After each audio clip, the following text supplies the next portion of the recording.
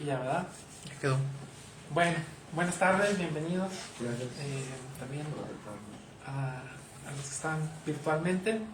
Pues continuamos con la pequeña actividad de pioneros del psicoanálisis. En esta ocasión el buen Sergio nos va a acompañar hablando de Wilhelm Reich. Y pues adelante. Gracias, Horacio. Pues muchas gracias a los asistentes y las personas que se van conectando al Facebook Live. Bueno, un poco la intención en esta charla viene a ser dilucidar y hablar un poquito, que es también la intencionalidad de la mayoría de las charlas que han tenido lugar en Epimeleia precisamente, y es hablar más del trabajo de estos exponentes emergentes, ¿no?, del psicoanálisis, sobre todo contemporáneos a la época de Freud, pero que tal vez un poco opacados en su momento por la sombra del maestro fundador, y al mismo tiempo tal vez porque cierta parte histórica fue relegando a estos personajes un tanto al olvido, y en el caso de Reich a la censura también. Reich es un personaje enigmático, cuando menos polémico realmente, que no solamente se hizo como muchos de los denominados rebeldes del psicoanálisis, de la enemistad de muchos psicoanalistas o de la asociación como tal, sino que, vaya, al mismo tiempo fue de alguna manera rechazado, inclusive denigrado por, vaya, el Partido Comunista, también los socialistas que emergían con gran fuerza en 1930, y vaya, inclusive por los ciudadanos norteamericanos ya al final de su vida, ¿no? Y pues bueno, mi interés en Reich surge en primera instancia porque yo me cautivé realmente por el texto de La Revolución Sexual cuando aún estudiaba la licenciatura en psicología. Si gustan, se los paso para que lo puedan ver. Sí, adelante. Y muchas de las ideas que él compartía me parecían sumamente adelantadas para su época. Iba sin buscar realmente nada en el libro de Reich, pero quedé totalmente maravillado por las ideas que planteaba, y que por supuesto a día de hoy ya no nos asustan, o podríamos decir están en boga de la mayoría de las personas, ¿no? Ahora en palabras como de educación sexual, por ejemplo, políticas de sexualidad, y verlo plantear ciertas ideas y estos movimientos, vaya, a principios del siglo XX, para mí fue maravilloso. Y después de eso, pues fui adentrándome un poquito más en la vida de Reich, y pues fue realmente enriquecedor, pero también, vaya, bastante misterioso todo cómo se fue desenvolviendo la vida de Reich. Y entonces me gustaría dividir por lo menos en dos momentos esta charla, esta conferencia, y es en primer lugar hablar un poquito de la biografía de Reich, y en segundo lugar, sobre todo, profundizar, espero, un poco más en la relación que tuvo con Sigmund Freud, y de alguna manera cómo es que en cierto momento él tuvo que decidir de alguna manera en si continuar un poco bajo la ala protectora de Freud, o bien partir y ser fiel, por así decirlo, a sus propias ideas, a sus propias teorías y demás, ¿no? Entonces me permito iniciar un poquito con la parte biográfica, ¿no?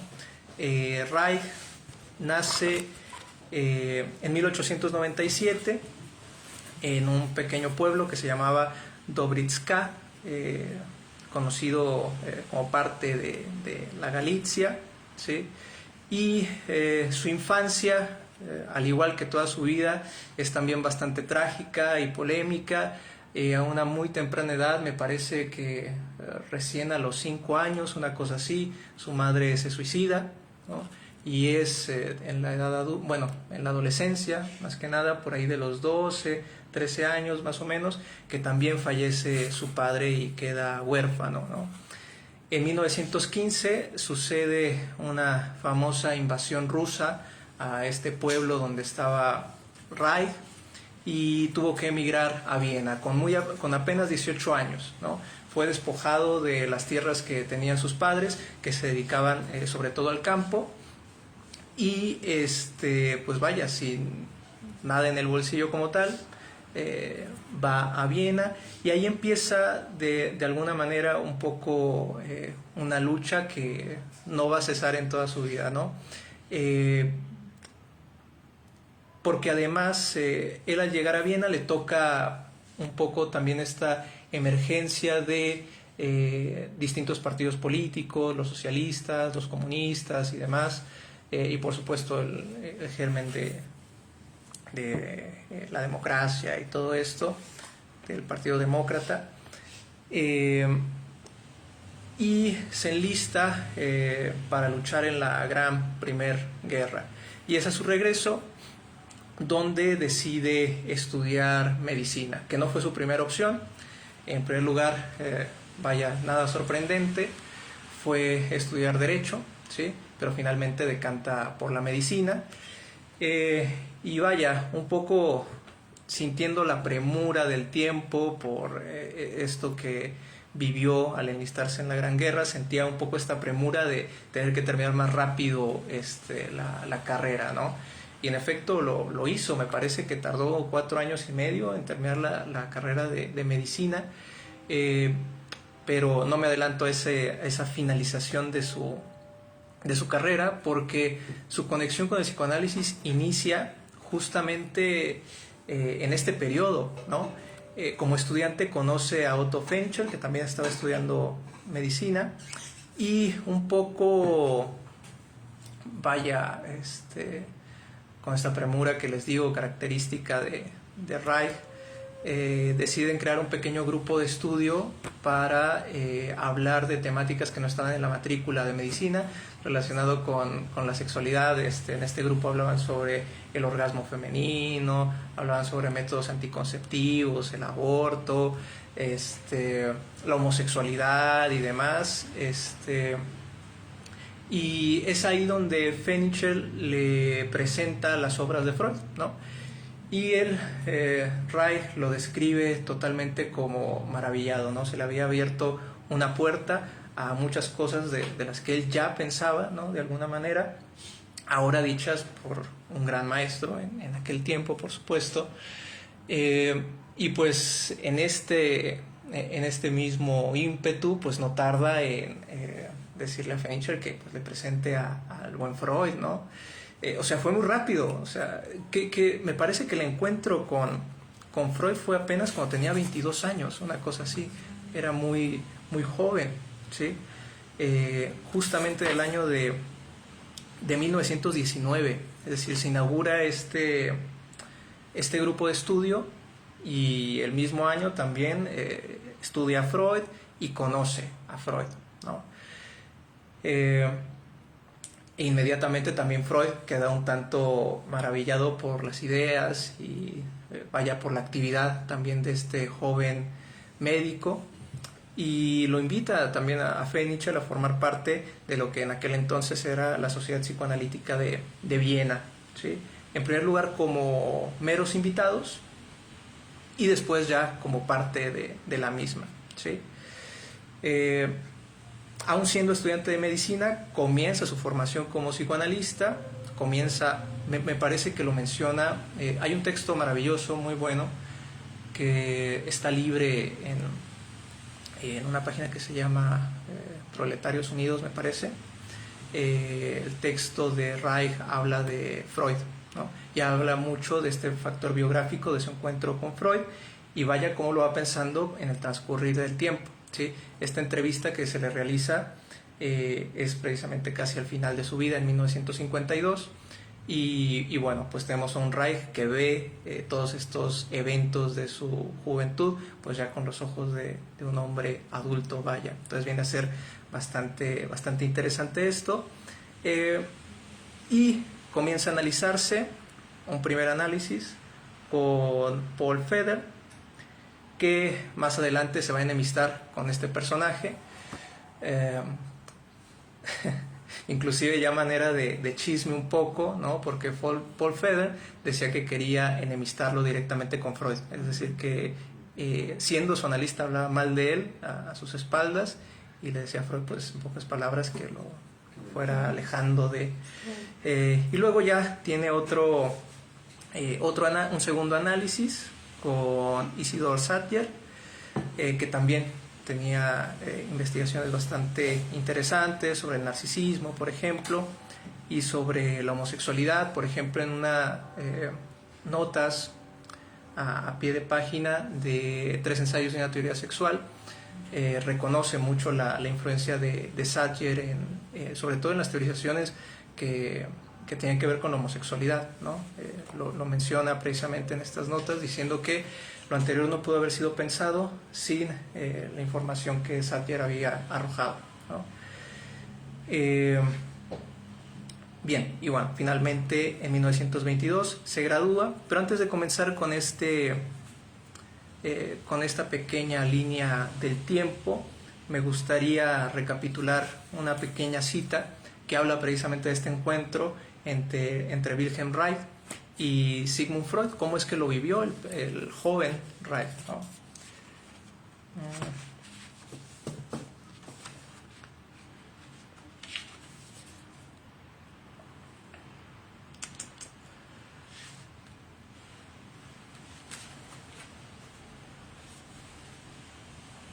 Bueno, ahí les va.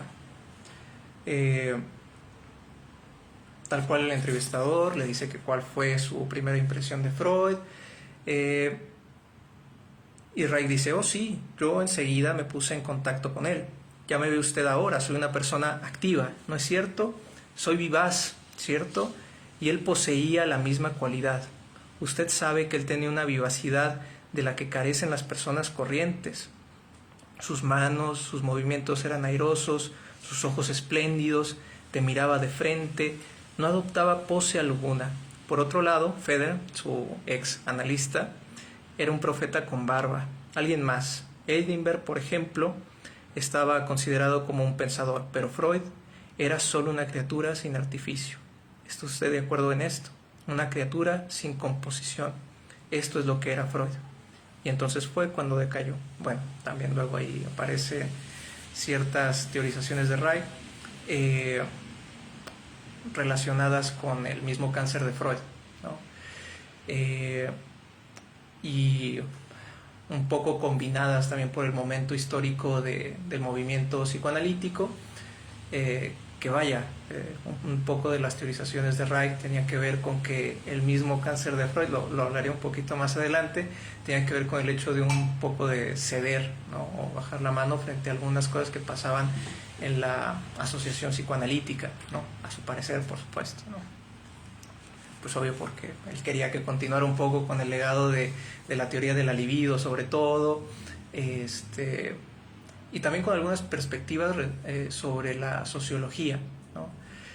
Pero bueno, quería leerles esa cita, que igualmente me voy a servir de algunas otras que van a ir ilustrando un poquito este factor biográfico, ¿sí?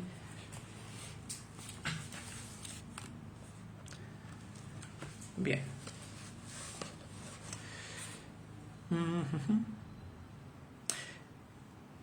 Y en 1922 habla un poco con Freud en el hecho de decir que él quería continuar, sí, con su formación como psicoanalista y en su ejercicio, pero que quería un tanto decantarlo a una cuestión más, podríamos decirlo, comunal, ¿no? Más allá de la clínica privada individual. Y un poco en conjunto surge la idea del famoso ambulatorio, ¿no? Que eran clínicas de psicoanálisis propiamente, donde se ofrecía análisis gratuito, ¿no? Y en primera instancia, recién egresado, se coloca a Wilhelm Reich como subdirector, me parece, de este proyecto, ¿sí? y continúa con esa labor hasta 1930. Después, al mismo tiempo, que también un poco lo reconoce Wright, porque sí había lo que se plantea como en términos más directos, ciertas políticas de higiene sexual o higiene psicológica también, ¿no? Lo único que dice Wright es: lo que yo hice fue introducir la neurosis ahí, ¿no? Sí, ya se venía manejando de alguna manera, pero digamos la única innovación de mi parte pues vendría a ser el hecho de trabajar con los neuróticos, ¿no? Precisamente también a la par, es decir, dense cuenta un tanto de la mucha producción que se comenzaba a generar por parte de Reich dentro del movimiento.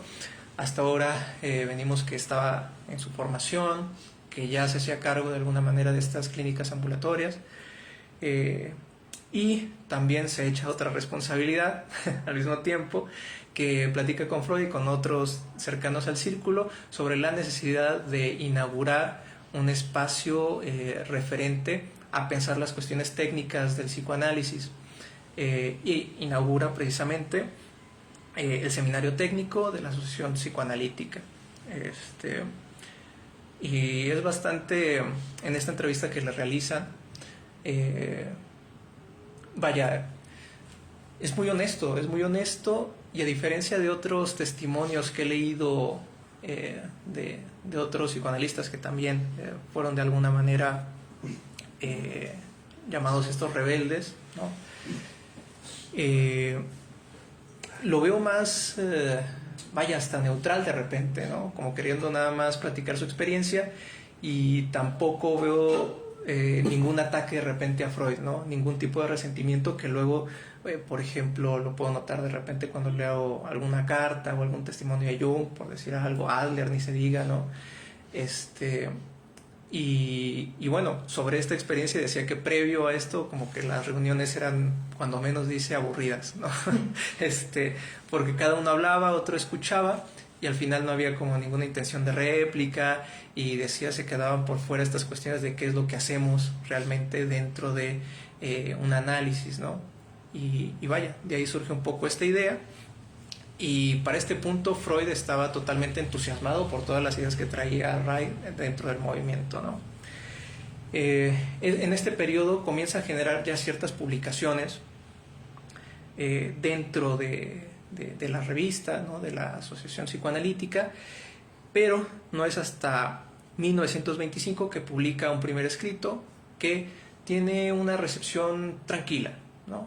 A diferencia de los próximos textos que va a sacar Reich, que inclusive ya en el tercero, me adelanto un poco, pues es totalmente rechazado, ¿no? Declinan su contrato en la editorial de la asociación, y Reich, totalmente adelantado a su época, ve todo lo que hoy se habla respecto a los análisis institucionales, ¿no? Porque un poco lo que sucedía en esa tercera publicación, que fue el análisis del carácter, era que precisamente como Reich pertenecía al Partido Comunista, y además las ideas que contenía este texto en particular ya implementaba una visión un tanto sociológica, ¿no? Por ejemplo, de la neurosis, una explicación sociológica además de psicoanalítica, deciden un tanto como declinar el texto. Pero Reich no se queda solo con eso, ¿no? Sino que escribe una carta dirigida a todo el comité editorial, diciéndoles en pocas palabras que no podían evadir el hecho de que la institución psicoanalítica como tal también toma partido político, aunque no lo quisiera, ¿no? Y es decir, esta es una idea fundamental que les digo, estamos hablando de los 20, ¿no? Me parece que este texto se publica en el 33, una cosa así.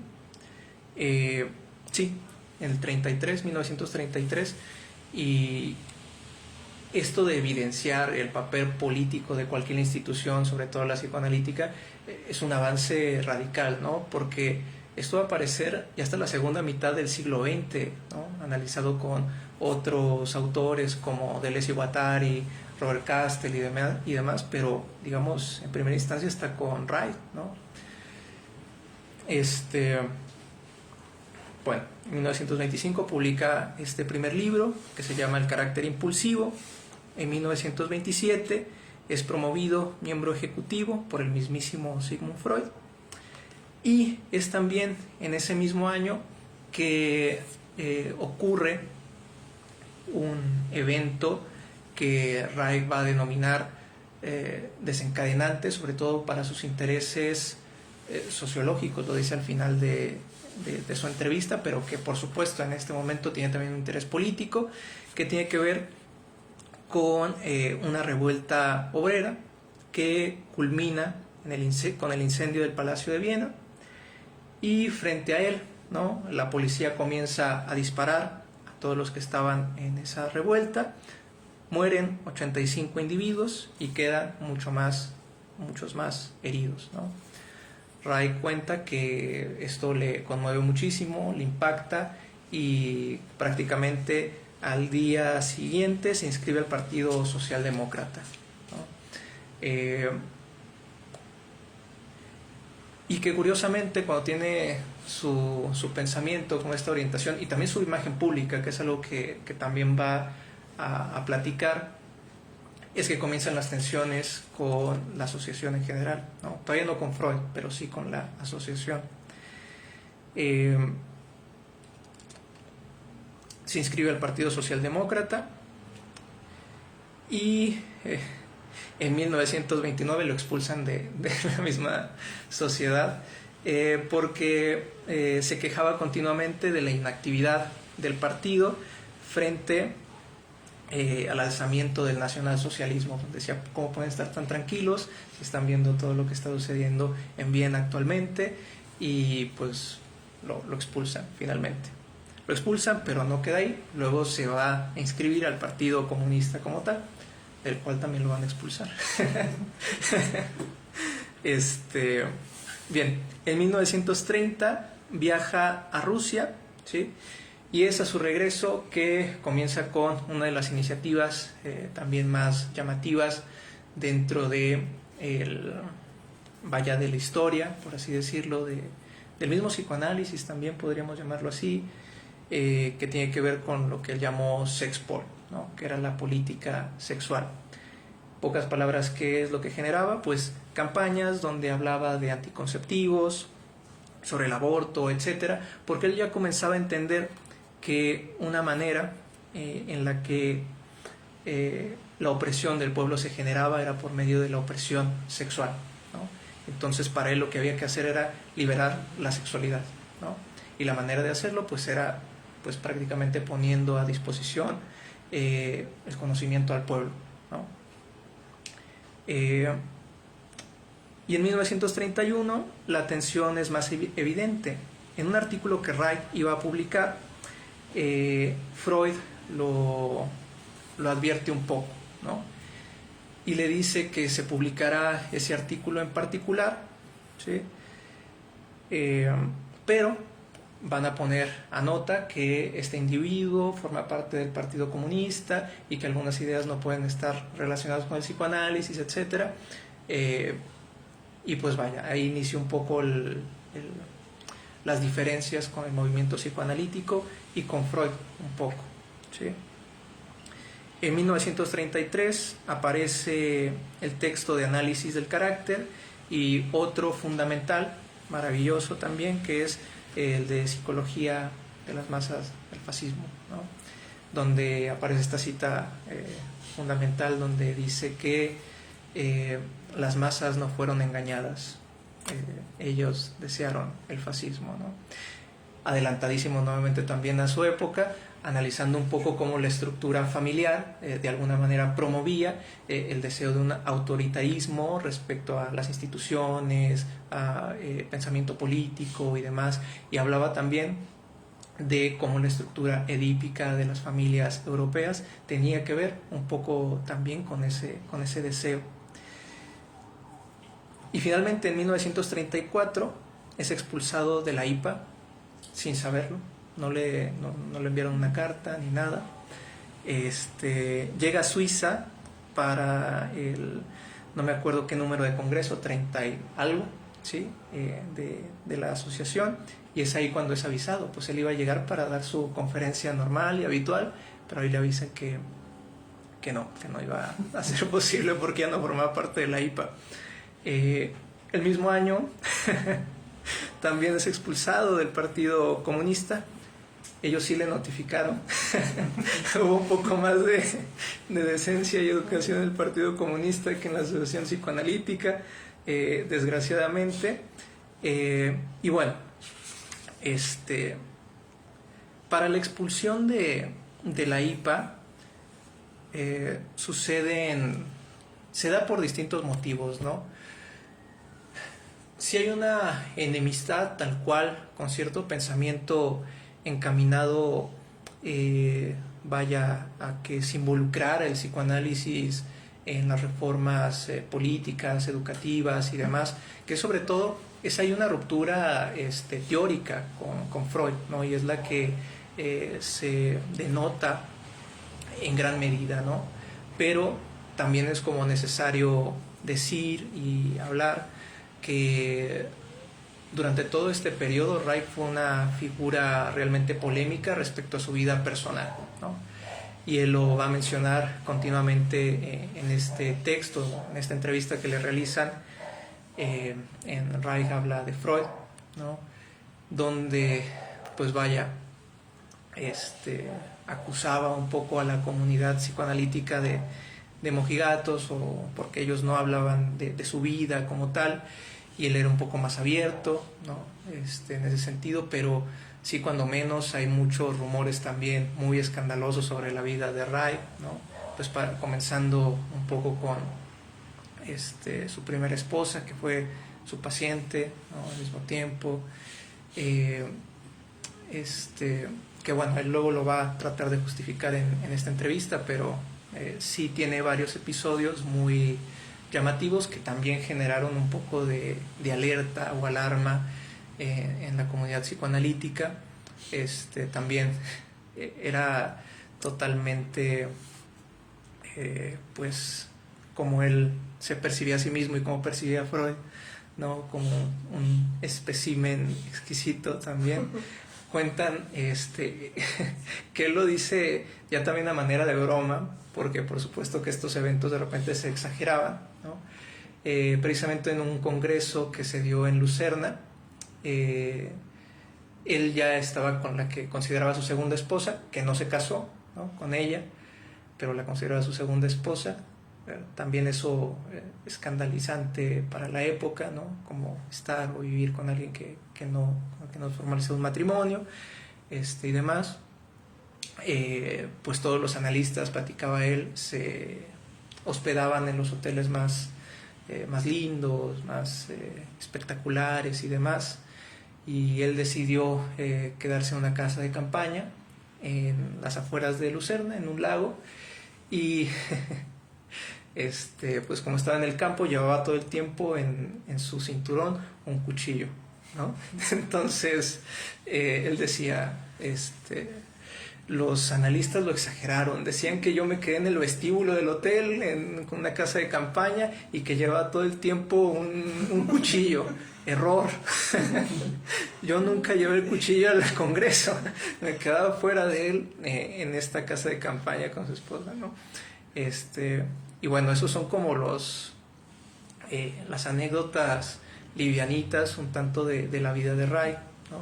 Porque luego también hay un episodio que me parece bastante oscuro durante este periodo, donde se dice que que fue acusado también más adelante, una de sus amantes había muerto por una infección, por llevar a cabo un aborto mal practicado, ¿no?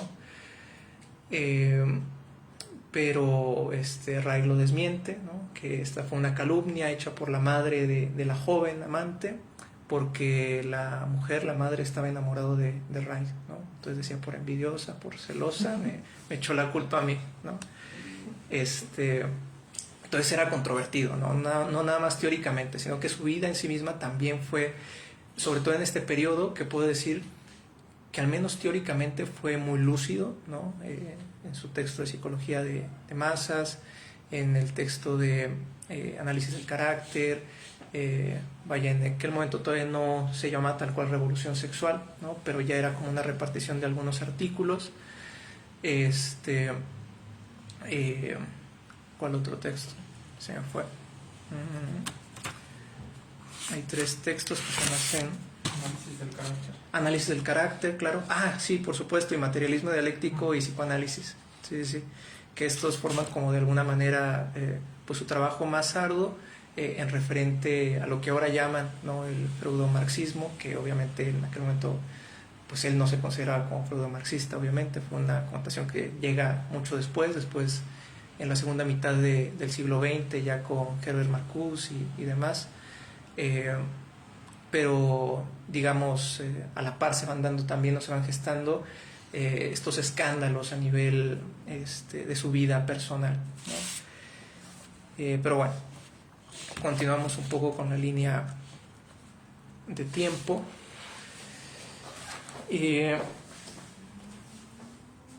Justo así se llamaba antes de Revolución Sexual se le llamaba la sexualidad en el combate cultural, ¿sí?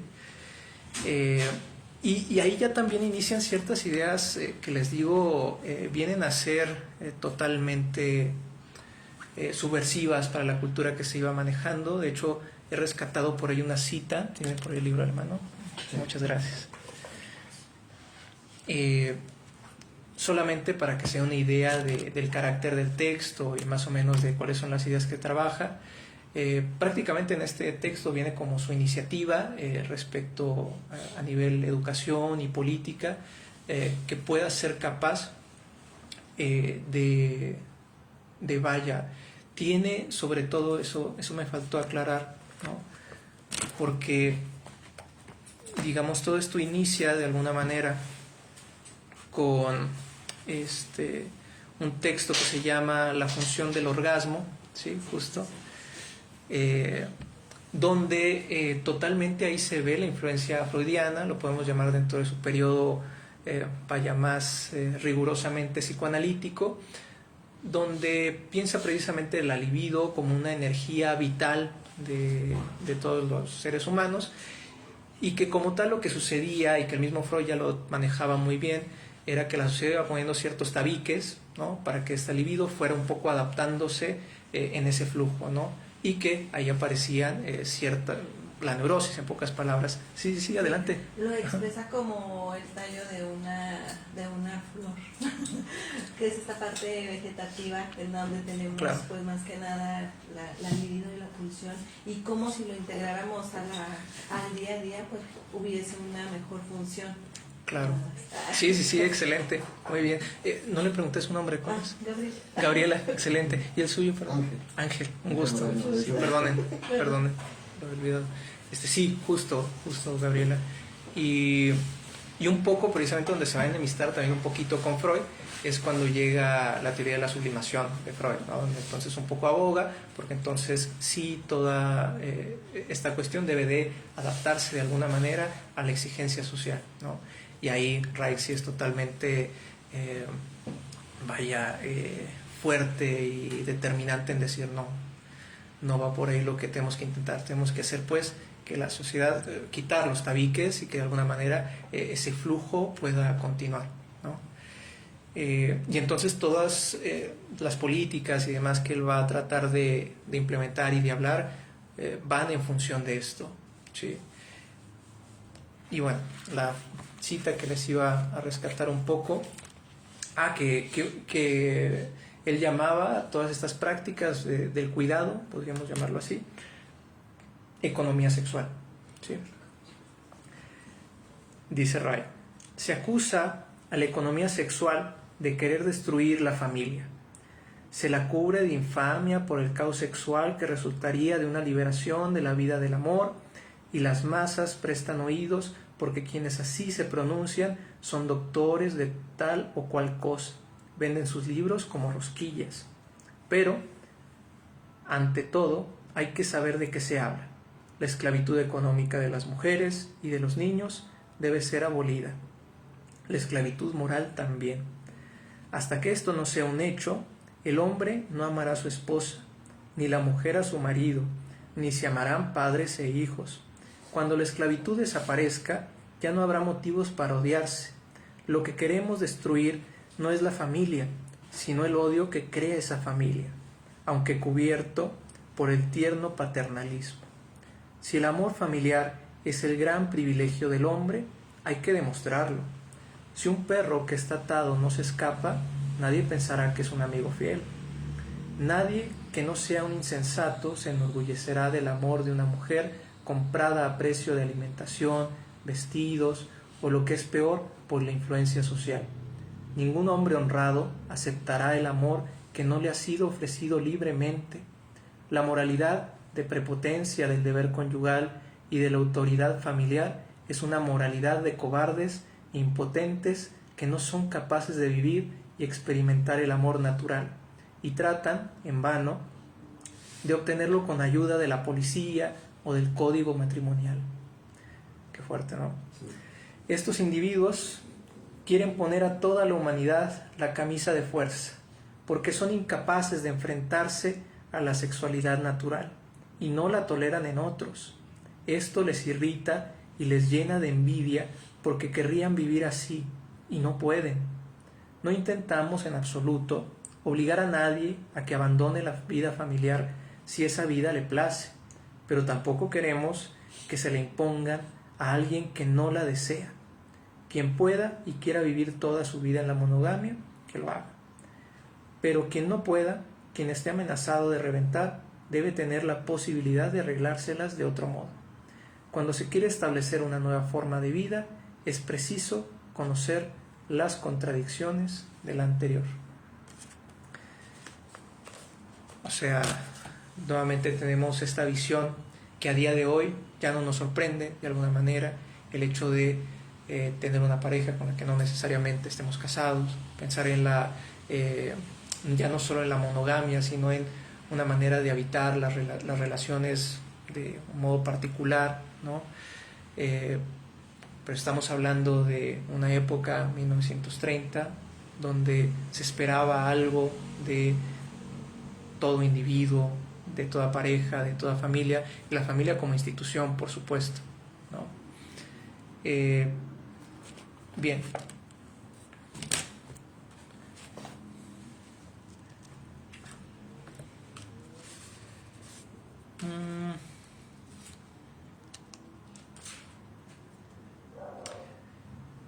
Ok, sí.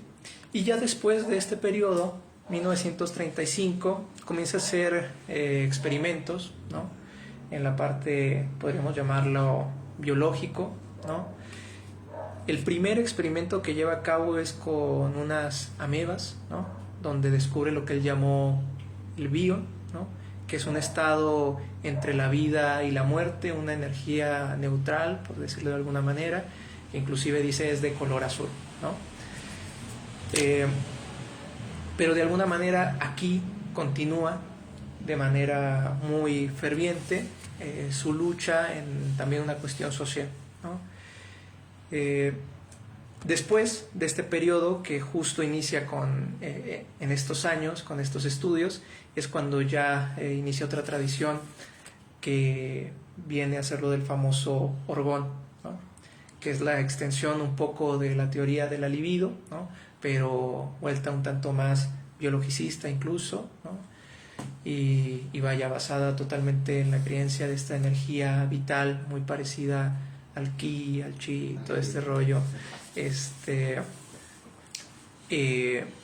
es en este periodo cuando finalmente, por toda la cuestión del nazismo y demás, se va a Estados Unidos, a Maine precisamente, compra una granja que es todo un personaje este señor. Compra una granja un poco aislada de las ciudades y demás, que le pone como nombre Orgonón, ¿no? Y ahí comienza una proliferación de otras investigaciones ya encaminadas, ya ni siquiera él lo reconoce profundamente, que ya no son psicoanalíticas ni médicas, sino que él está fundando ya su propia disciplina.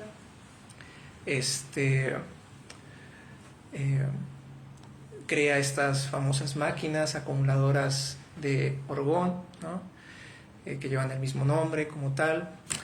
Tiene una correspondencia con Albert Einstein, ¿no? Einstein se muestra en primer lugar interesado en estas máquinas, le pide que le envíe una. Después de un tiempo, pues le escribe y le dice, pues esa acumulación de calor que usted dice producto del orgón y demás, a mí me parece que es más por la temperatura normal del cuarto en el que se está colocando el orgón. Entonces pierde Einstein ahí también el interés, que vaya, reconociéndolo un poco, por supuesto que la época o la temporada que me resulta mucho más interesante tiene que ver con la que ya se llama feudo-marxista o inclusive los textos psicoanalíticos, que esta última etapa, ¿no? Que finalmente viene a ser muy interesante, también muy escandalosa por supuesto, pero sí ya uno es difícil como que pueda enfrentar con estas ideas, ¿no? Porque no para ahí, ¿no? También tiene su faceta de inventor en este periodo, donde quiere hacer una máquina para promover la lluvia, ¿no? A nuestros amigos de Monterrey les hubiera gustado mucho esta idea de Ray, ¿no? A lo mejor hay algo ahí entre Ray y Samuel García, pero también, caso contrario, ¿no? Esta máquina servía para que lloviera y también para cesar de las lluvias, ¿no? Le llamaba Cloudbuster, ¿no? Que inclusive, no sé si sepan, ¿verdad? Pero la cantante Kate Bush hace una canción con ese nombre, inspirándose un poco en la vida de Wilhelm Reich, ¿sí? Y pues continúa en este periodo, ¿sí? Podríamos decirlo de 1940 hasta 1955, donde proliferan este ímpetu y este interés por el orgón y demás, hasta que sucede lo inevitable.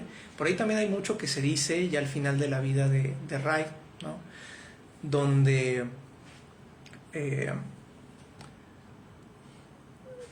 pues todo inicia con la FDA, que es la Federación de Alimentos, Medicina y demás, que le solicita constantemente que deje de publicitar el orgón, que no tiene efectos curativos que puedan ser demostrables y demás. Lo que también es cierto es que sí hubo una insistencia particularmente en Reich, ¿no? Como dentro de todas las cosas que se vendían en Estados Unidos en ese tiempo, como porque específicamente con Reich, ¿no? se afanaban. Obviamente tenía que ver, muchos dicen, ¿no? Por su pasado comunista, ¿no? Como que desde que llegó a Estados Unidos, a pesar de que fue puesto en el libro de las grandes mentes de Norteamérica en aquel momento, con toda la cuestión de la inmigración, ¿no? En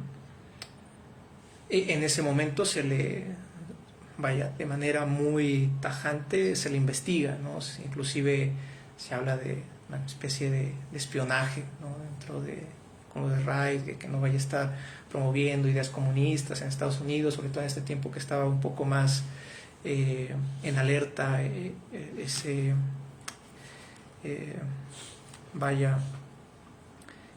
esa precaución sobre ideológico y demás. Y entonces se le pide reiteradamente que quite, deje de publicitar, y se le pide que vaya a una audiencia donde decide representarse solo, no lleva abogado, y pues le va mal, obviamente. ¿Qué esperaba, no? Y ya le solicita finalmente que queme todos los orgones que tienen en esta ciudadela que estaba creando, Orgonón, y que igualmente queme sus libros, ¿no? Que se vuelve algo muy trágico porque fue literalmente una solicitud que él tenía que hacerlo, ¿no? No fue que, como sí sucedió en 1933, cuando llega el nazismo a toda la facción de Viena y demás, donde sí sacaban todos los libros de ámbito psicoanalítico, sobre todo los de Reich, ¿no? Que tenían también estas cualidades de incluir de alguna manera otras formaciones respecto a la familia y demás. Entonces fue la segunda vez que se estaban quemando sus libros, que se le estaba pidiendo que quemaran estos aparatos y demás. Y tiene esa primera intervención, pero saben que continúa ejerciendo de alguna manera sus investigaciones y demás, y finalmente pues ya se le lo llevan a la cárcel, ¿no? Donde lo condenan a pasar 2 años, y de manera muy misteriosa también, un día antes de ser liberado, fallece por un ataque cardíaco, se dice, ¿no? Sí. Polémico. Sí. Ahorita llegan también. Están tocando la puerta, Horacio. Pero bueno, finalmente este último periodo también viene a ser muy interesante, pero sobre todo lo que tiene que ver en 1930, a mí me pareció un boom en el ámbito de la sociología, del psicoanálisis, inclusive de estas primeras políticas referenciadas a lo que hoy llamamos salud mental, ¿no? Entonces, en esta segunda parte me gustaría un poco platicar sobre todo qué pasó en esta ruptura con Freud, ¿no? Pero bueno, de momento me gustaría ver si hay alguna duda, algún comentario hasta acá. Sí, había, bueno, pasa que gran parte de su vida yo no la conocía realmente. Me sorprende que haya pasado y acontecido todo. Sabía de la parte de sus ideas liberadoras. Es formidable que ya en esa época se atrevieran a hablar de eso, igual que Freud, ¿verdad? Claro. Son pues los pioneros. Pero el desarrollo de su vida así como que está un poco, bueno, para quien lo investiga, ¿verdad? Para quien no lo investiga, muy bien, sí estaba como que un poco, lo desconocía, pero es bonito conocerlo. Sí. A mí lo que me atrapó, bueno, con la función del orgasmo, sí, claro, es la parte en cómo pues se desenvuelve. Justo lo mencionaba, en el hecho de que cuando explica su vida, no le explica con esta parte de, bueno, sino sí, claro, más que nada una parte, es como si una charla con un amigo, ¿no? Sí. Y te envuelve.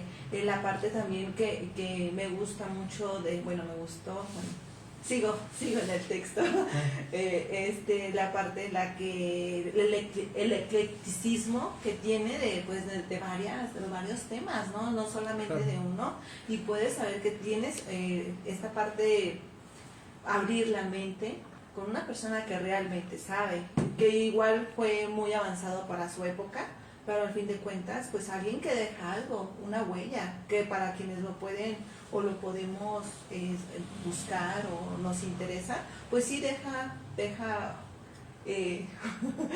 pues un granito de arena. Sí. Un granito de arena. Es que realmente lo que hace pues es esta apertura sexual, ¿no? El tapujo que por lo general tenemos, bueno, no sé si lo interpreto, en el que te dice hazlo, o sea, atrévete a vivirlo, a explorarlo, y la parte en la que enmarca la patología, ¿no?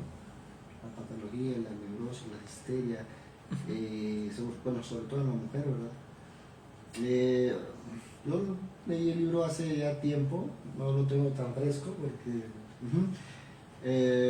pero sí creo que me queda muy claro que fue, ahorita que lo relataba, sí fue esta parte, el punto de inflexión, claro, para que se viera ese cambio de pensamiento, que no fuera tan moralista, tan cristiano, pues sí, tan punitivo, ¿no? O sea, que claro, pudieran expresarse desde ese ámbito. Sí. También algo que me gustó fue cuando narra el hecho de que él no espera, ¿verdad? O no se creía capaz para ciertos puestos, y cuando le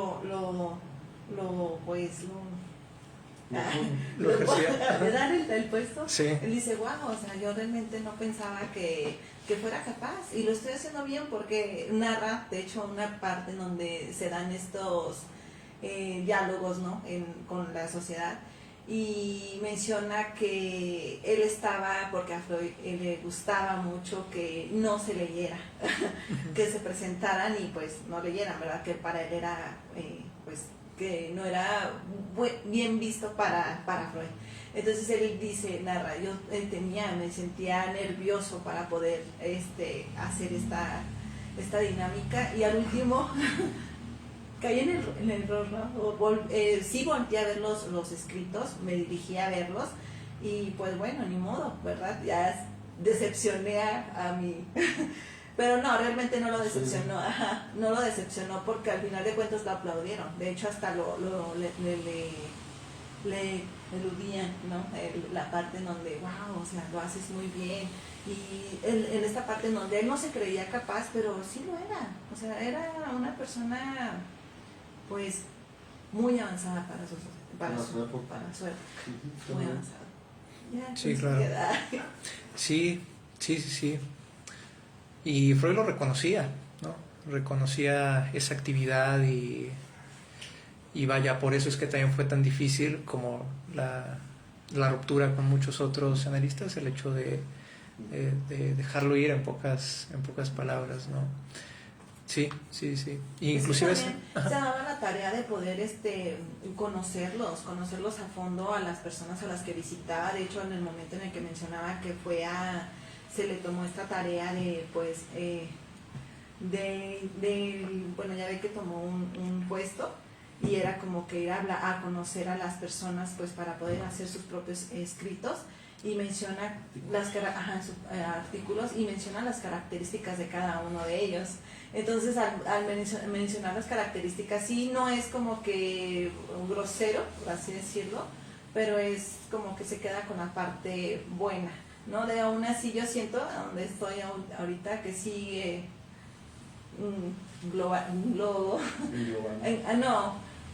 tenía como en una parte muy alta a Freud. Enaltecido. Enaltecido. Sí, pues como todos. Es la razón. Sí, no. Pero sí, además, como lo platica Ray, con una apertura bastante interesante, ¿no? Que muchos luego lo enjuician de repente la postura de Freud respecto a ciertas cosas, pero vaya, lo describe Ray como alguien muy bondadoso, ¿no? Pues imagínense, ¿no? Como, para este entonces, pues Freud ya tenía lectores un poco más interesados y demás, pero tenía tiempo para charlar con 2 estudiantes de medicina, les regaló libros, ¿no? de su autoría, los invita, o sea, qué lindo, ¿no? También verlo desde ese punto. Y bueno, sí, sobre todo este texto de la función del orgasmo, también me llama mucho la atención de repente, vaya, muchas cosas que luego se hablaron en sexología. Ray ya lo estaba planteando ahí, ¿no? Sobre todo con estas etapas del orgasmo, ¿no? Del deseo, iniciación y demás, y cómo él inclusive estadísticamente lo ponía en algunas gráficas, ¿no? De barras, cómo es que sucedía, sobre todo en su experiencia con la impotencia sexual, ¿no? Que era lo que sucedía en el factor de la libido, que es donde formula esta teoría como de los tabiques sociales y todo ese rollo. Que digo, pues eso llegó mucho tiempo después de repente, ¿no? Pero entre muchas otras cosas también me parece, sobre todo que en esta ruptura Ray se va dando cuenta de cómo es que se van generando ciertos conflictos en la misma institución psicoanalítica, ¿no? Eso a mí me pareció fundamental. Desde esta escritura en la carta, ¿no? Donde incitaba un poco a todo el comité a no ser ingenuos, ¿no? Bueno, lo parafraseo yo también, respecto a tener como una posición neutral, que finalmente la sociedad no quedó impune, o sea, tuvo que extinguirse por cierto tiempo la sociedad en Berlín, que era la que de alguna manera pues censuró, ¿no? El texto de Ray. pero que lo publicó, también es importante decirlo, con sus propios medios, ¿no? Con su propio dinero y demás, como todo lo que siguió también más adelante. Este pueblo fundado en Maine también fue con sus propios medios, ¿no?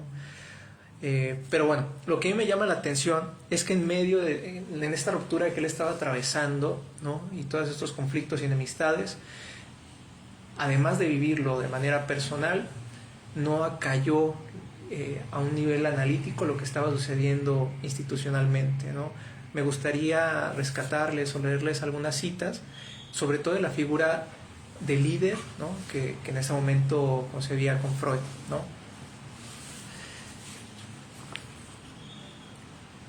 Desde luego, es evidente que las personas se cautivan, si eres un líder, si tienes algo que dar, te cautivan con su admiración, de forma que, dándoles el máximo posible, puedan medrar gracias a ti. Freud no sabía esto, ¿no? Tendía a identificarse con el líder, pero no cabe duda de que debía haber permanecido solo, completamente solo. Sé lo que digo. Yo mismo he experimentado unas cuantas veces esta admiración seductora y he tenido que desarticular una organización tras otra para poder seguir siendo libre. Esto, pues, no solamente... O sea, ya está hablando del problema de la institución psicoanalítica, algo que Lacan mismo va a trabajar y va a hablar y que se va a esforzar por no cometer ese mismo error una y otra vez, también con la desintegración de varias instituciones. Y el mismo Ray lo está hablando y ya lo diagnostica con Freud, ¿no? Él dice, él está en una posición de líder y no sabía las connotaciones que tenía esa posición, de cierta forma. Y lo que a mí me parece interesante es no juzgándolo, ¿no? También, que eso es interesante.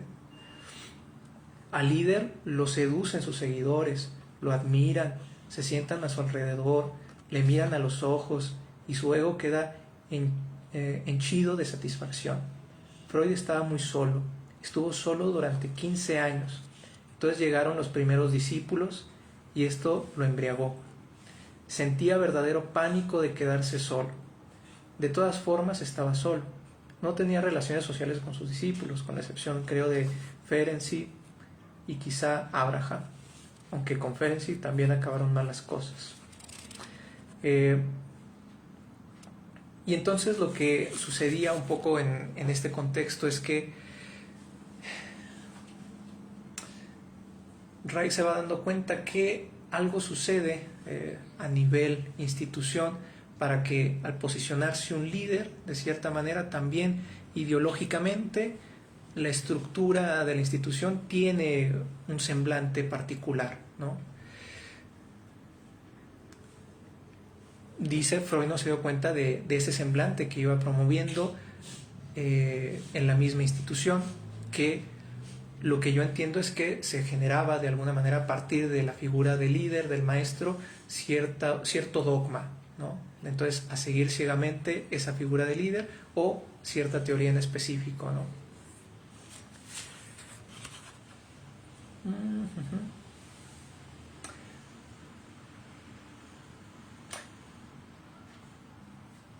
Y bueno, más adelante, aquí me gustaría compartirles también algunas citas referentes a también algunas circunstancias que enemistaron de cierta manera a Ray con el grupo en particular o los problemas que él veía, ¿sí? En el seminario técnico, que por ahí vimos que él inauguró, me encontré con dos cosas.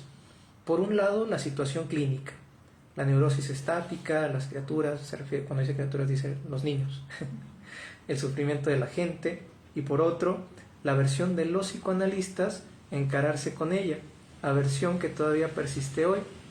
Todavía sienten repugnancia a entrar en el problema de la neurosis estática, ¿me entiende? Esto me impulsó fuera de la asociación psicoanalítica, no del psicoanálisis, sino de la asociación, de mis colegas. Me llevó al mundo exterior, a la sociología. De ahora en adelante la cuestión fundamental iba a ser de dónde viene el sufrimiento.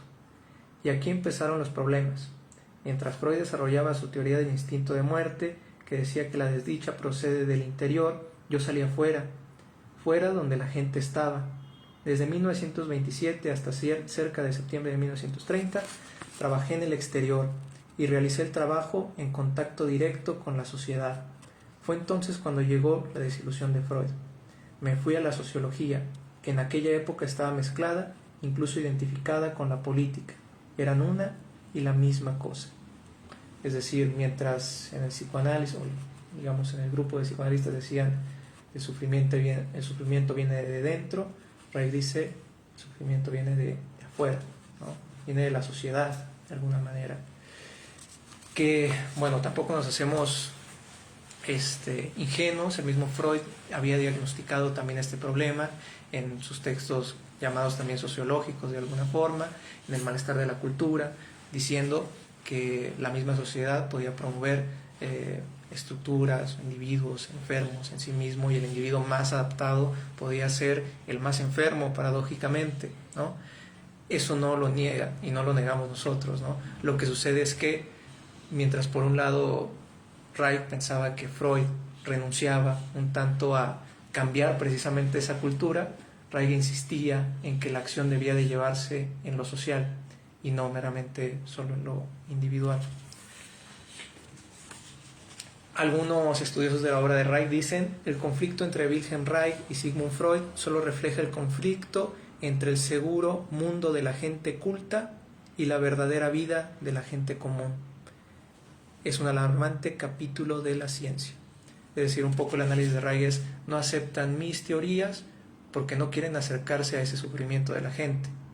Quieren quedarse en las cómodas teorías donde se puede únicamente intervenir una persona, un poco también con este ímpetu de la responsabilidad subjetiva, ¿no? Un poco. Bien, continúo. Y bien, ¿cuáles son esas consecuencias sociales? ¿Cuáles son las consecuencias sociales de la teoría de la libido? La tiene usted en todas mis publicaciones. Desearía resumirlas en unas cuantas palabras. Justo. Si tenemos una corriente natural, debemos dejarla correr. Si le ponemos diques por algún sitio, llegará a rebasarnos. Eso es todo. Por tanto, cuando se levantan diques al natural fluir de la bioenergía, también los rebasa, conduciendo a irracionalismos, perversiones, neurosis, etc. ¿Qué es lo que hay que hacer para corregir esto? Hay que hacer retornar la corriente a su cauce normal. ¿Sí?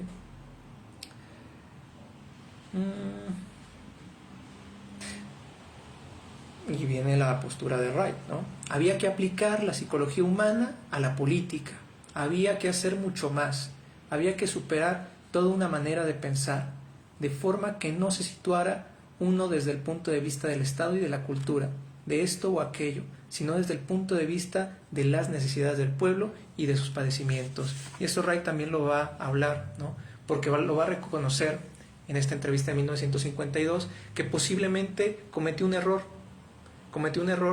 al afiliarse a partidos políticos de alguna manera, pero él se justifica diciendo que el partido de alguna forma era el medio para llegar a un fin, ¿no? Que finalmente lo que él quería era, sí investigar, pero también brindar soluciones al sufrimiento del pueblo, y lo encontró por ese medio de alguna manera, ¿no?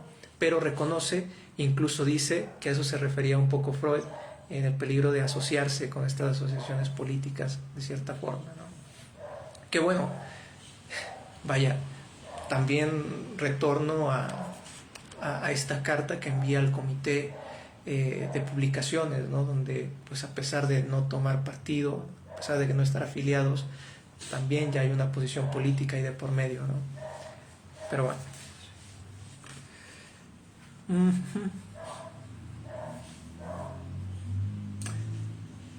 Ahora bien, yo puedo asegurarle que en esa época cometí muchos errores. Por ejemplo, fue un error creer que bastaba hablar a la gente de neurosis y felicidad para que entendiera y cambiara.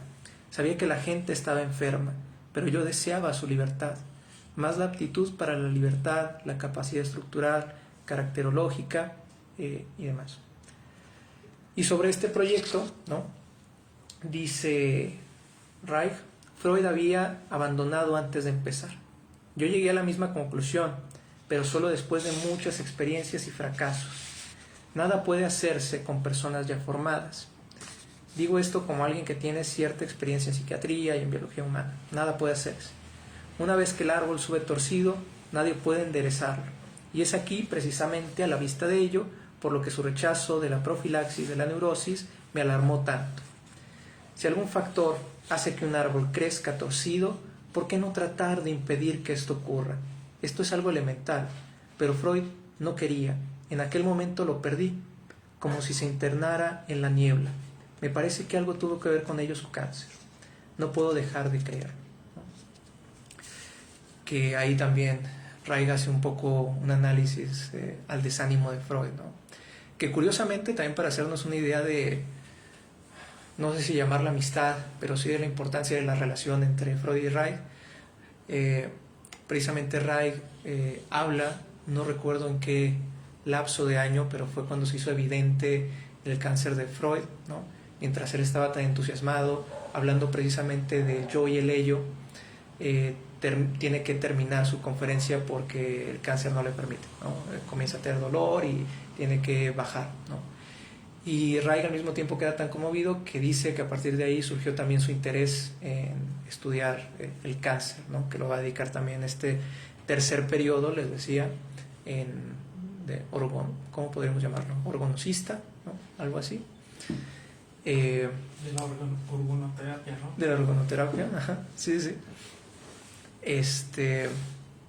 Pero bueno, él va a decir que entonces el cáncer es un rotundo no a la vida y que promueve como que la persona se rinda ante la vida, y dice que eso le pasó a Freud, por eso ya no quiso avanzar en lo que podía generar el psicoanálisis, y que esa actividad que veía en él era como verlo en la niebla finalmente, ¿sí?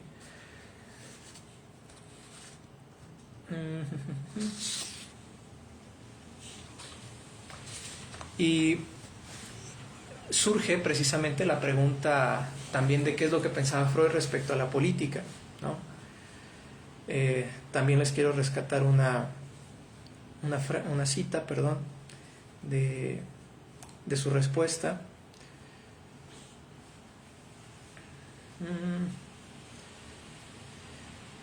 También para comprender qué es lo que sucedía y por qué Freud se enemistó cuando surgió esta parte política, ¿no? Políticamente él siempre dijo: soy un científico, nada tengo que ver con la política. Y como la política se hallaba adherida a la sociología, le respondí: ese es un punto de vista insostenible, ¿no? Es decir, si Freud, que lo hizo, ¿no?, se interesó, por supuesto, por la sociología y aplaudía también la iniciativa de Reich por, este estudio en particular, decía, pues si no te interesa la política, pues esa postura es insostenible. ¿Cómo puedes estudiar sociología si tampoco te interesa la política? En una situación como en la que el mundo estaba metido, no se podía ser apolítico. Ya conoce los años de la depresión, pero llevaba razón en lo que a la política se refiere, porque la política es irracional. Y por supuesto yo creo que aquí se refiere a las agrupaciones, a los individuos que representan a esos partidos políticos, inevitablemente, ¿no? Estaba en un error en lo que a la ciencia social respecta, pero no tenía la culpa, porque no se distinguía entre ambas. Eso tuvimos que aprenderlo por la vía difícil, distinguir lo social de lo político. Freud no lo hizo. Sí, tenía una posición política, ¿no? Finalmente, ¿no? A pesar de que él dijera que era político, que no pensaba nada sobre esto y aquello, tenía una posición, ¿no? Y vaya, esto es algo que vemos inevitablemente inclusive a nuestros días, ¿no?, respecto a ciertos ideales que se persiguen, sobre todo en la práctica clínica, ¿no?, en el hecho de pensar que nuestra clínica está totalmente enajenada de lo que sucede a nuestro alrededor, de los discursos que proliferan. Es decir, no es nada que no vivamos tampoco hoy, ¿no? Por eso es que me parece fundamental que Reich lo haya diagnosticado, lo haya pensado, lo haya analizado desde 1930, ¿no? Porque es algo que surge hoy, ¿no? Y que por supuesto se le dio mucho más visibilidad en la segunda mitad del siglo XX, con muchos pensadores, sobre todo de la escuela francesa, ¿no? Pero a día de hoy sigue vigente esto, ¿no? hay un idealismo totalmente psicológico en el hecho de pensar que todo puede curarse por medio de la voluntad, ¿no? Ese sufrimiento puede acallarse solamente con el deseo de la gente, ¿no? Y la realidad, como lo vemos en lo que Ray pensaba, a veces no le compete al individuo. Son situaciones que están en el ámbito de lo social, pero lo que sucede a nivel que hoy lo podríamos llamar la psicologización, ¿no? Tomando todos estos estudios de David Pavón Cuéllar y demás, que también muy interesados en el freudomarxismo, Ian Parker y demás, vaya como tratando, siendo meramente un mecanismo más de estos discursos, ¿no? Entonces ya no se trata de realmente escuchar el sufrimiento, ¿no? Sino de realmente adaptar a ese sujeto a ese malestar, ¿no? Sí.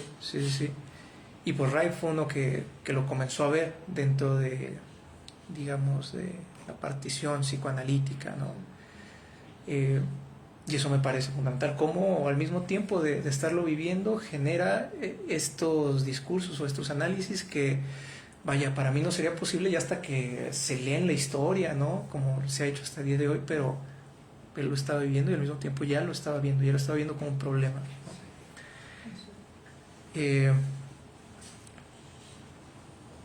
Y bueno,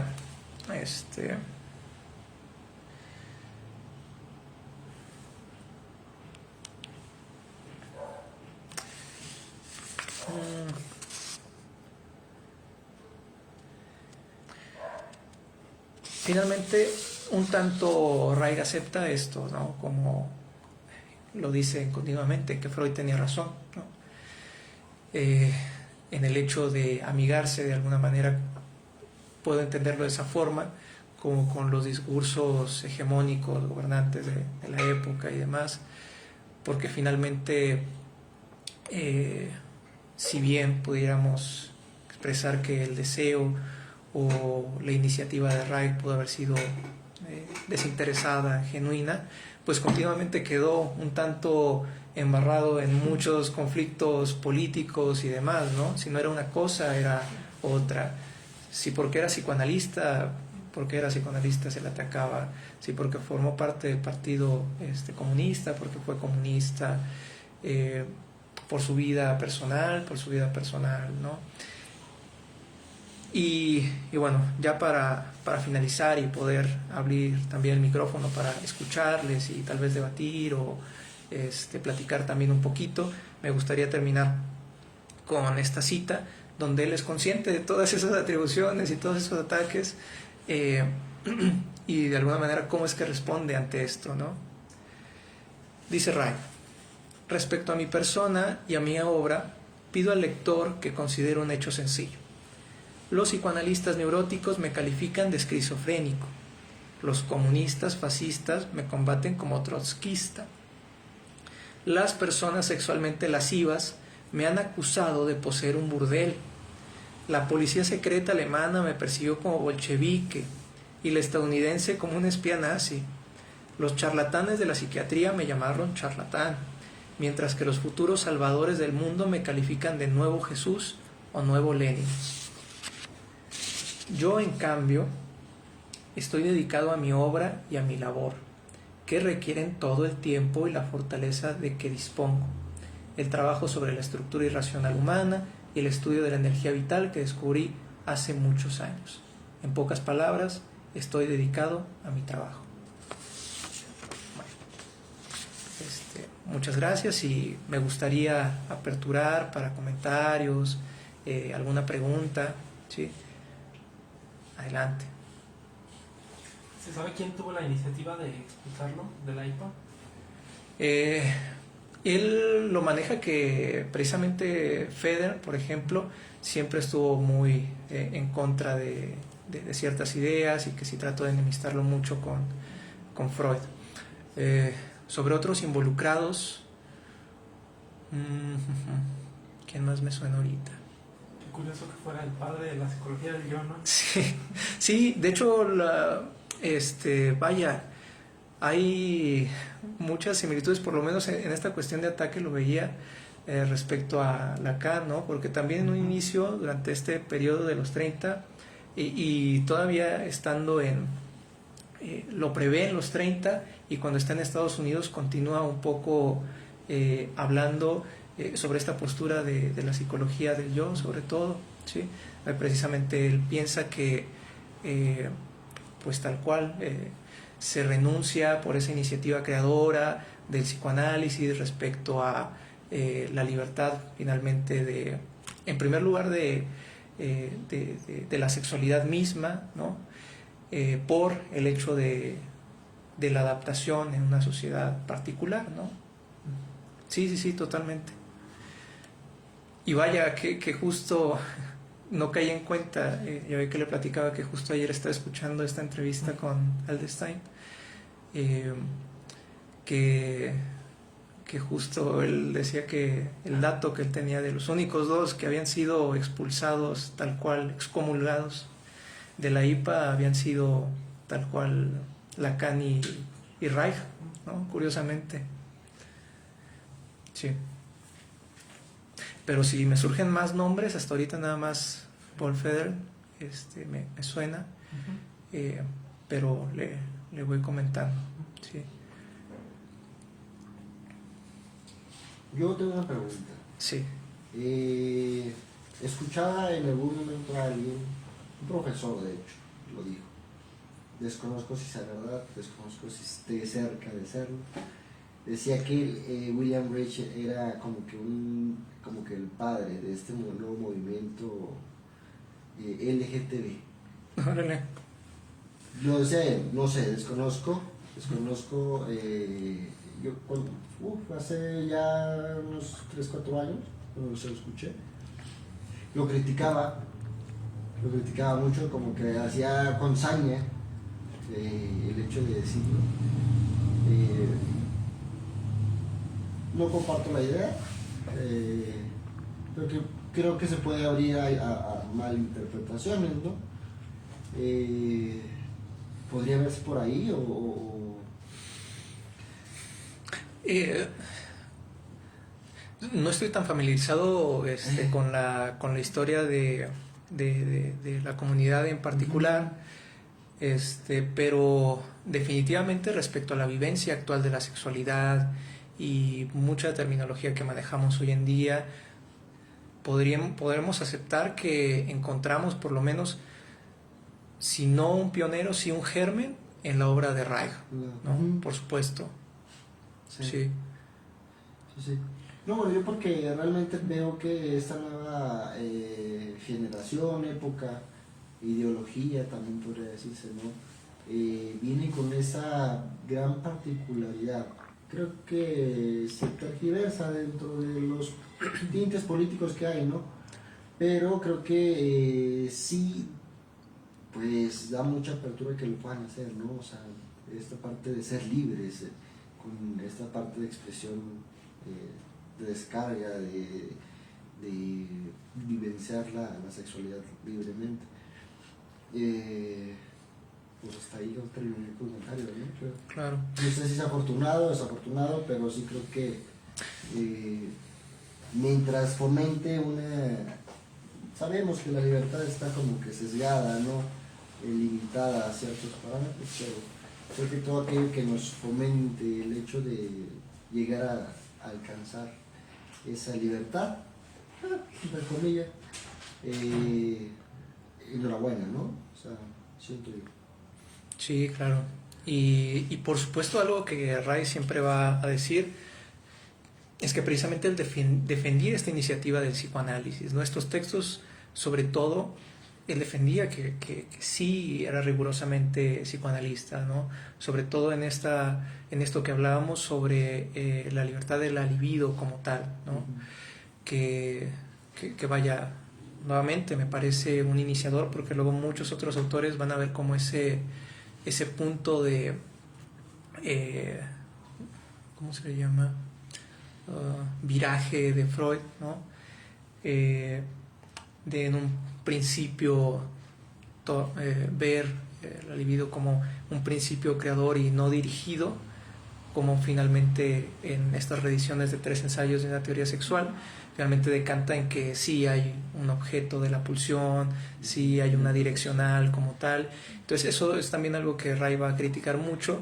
Entonces continuamente él lo que dice es que lo que él dice está en el germen del psicoanálisis freudiano, y que habría que retornar o leer a Freud de vuelta en estos textos, ¿no?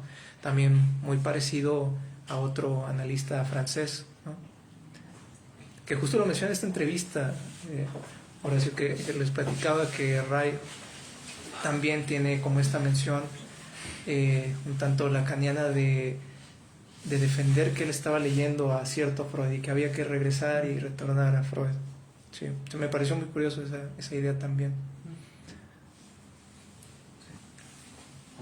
No, yo no. No, también quería como que enfatizar la parte en la que se patologiza, ¿no? Siempre esta parte de ahondar en el problema. Hoy la inmediatez en la que vivimos creo que ha afectado mucho esta parte de poder llegar al problema real. Entonces, hoy en día como que damos soluciones simples para problemas complejos que requieren más elaboración, que requieren más indagar más. Pero, no sé si comentabas acorde a la lectura, a lo que hablaba, pero sí creo que para el tiempo en que lo hablaba ya otros autores también como que vislumbraban un futuro pues como el que estamos viviendo, ¿verdad? Como que los problemas pasan de época en época o mutan o transmutan o evolucionan. Entonces sí creo que es pues no gratificante, es como o sí gratificante, o el hecho de ver que alguien ya veía lo que estamos viviendo hoy en día. Sí, y sobre todo lo que rescato en esto es como este diagnóstico de no tomar conciencia de nuestra propia práctica, ¿no? Eso es lo que me parece más subversivo de todos estos análisis de Reich, ¿no?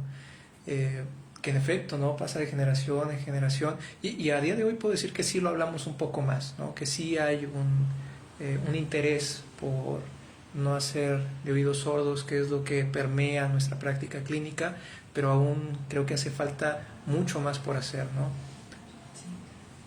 Sí, mucho, ¿no? Sí. Bueno, a mí me gustaría mencionar algo que leí de él, claro, precisamente, donde menciona que la higiene mental en gran escala requiere oponer el poder del conocimiento a la fuerza de la ignorancia, la fuerza del trabajo vital a toda clase de parasitismo, sea económico, intelectual o filosófico. Solo la ciencia, si se considera seriamente a sí misma, puede luchar contra las fuerzas que intentan destruir la vida, donde quiera que ello suceda y cualquiera sea la gente que las desata. Entonces creo que está muy acertado. Sí. Ideas, sí.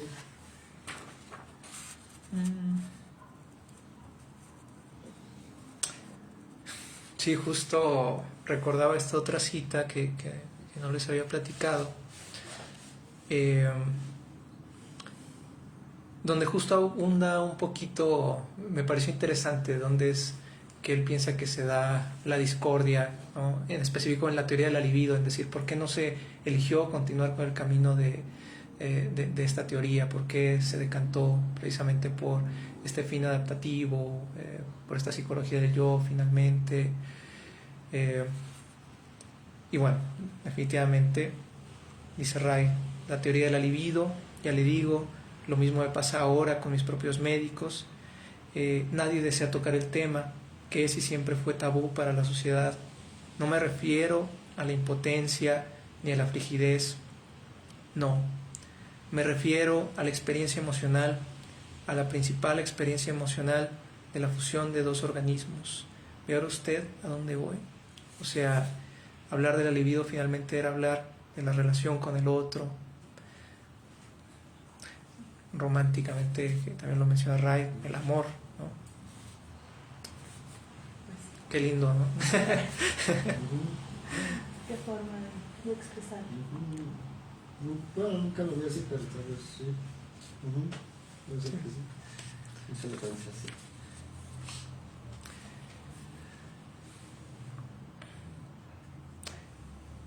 Bueno, las personas del Facebook Live, no hay ninguna pregunta por ahí. Pues aquí a mí no me sale nada, no sé A si ver. se vea algo por allá.